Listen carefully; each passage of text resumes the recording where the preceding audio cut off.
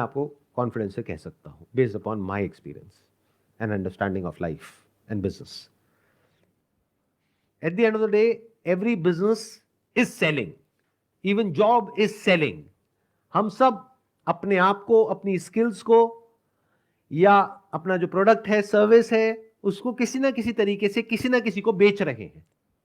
तो बेचना एक बहुत बड़ी स्किल है। इनफैक्ट ये भी कहना गलत नहीं होगा, बिजनेस में सबसे बड़ी स्किल्स में से एक है बेचना। तो अगर ये स्किल आप अपनी इंप्रूव कर सकते हो तो यहां से बहुत पैसा कमा सकते हो।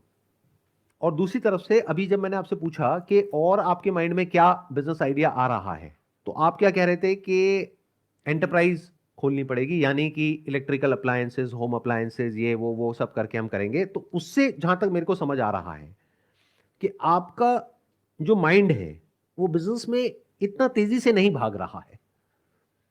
Please don't mind it, I am telling it to you as a fact which I am seeing it right now.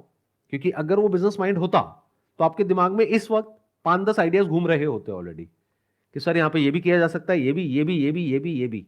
But आप क्या कह रहे हो कि वहां पर यही काम चल सकता है क्योंकि यही काम चल रहा है। तो that means you are not seeing a gap in the market.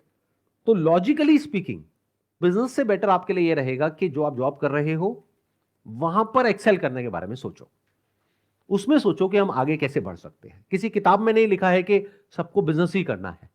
आपको पहले खुद को समझना है कि आपका दिमाग किस तरीके से चलता है। जैसे फॉर एग्जाम्पल, अगर अभी आप मुझे बोलते कि इस दुकान के ऊपर मैं ये कर सकता हूं, मैं वो कर सकता हूं। फॉर एग्जाम्पल, मैं छोले भटूरे खाने के लिए वहां जाता हूं पहाड़गंज में।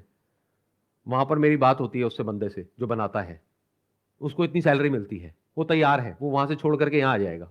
और अगर मैं यहां खोल देता हूं तो इतना पैसा कमा सकता हूं बेस्ड अपॉन दिस कैलकुलेशन। तो मैं कहता बिजनेस आपके लिए है। बट अभी बेस्ड अपॉन आवर कॉन्वर्सेशन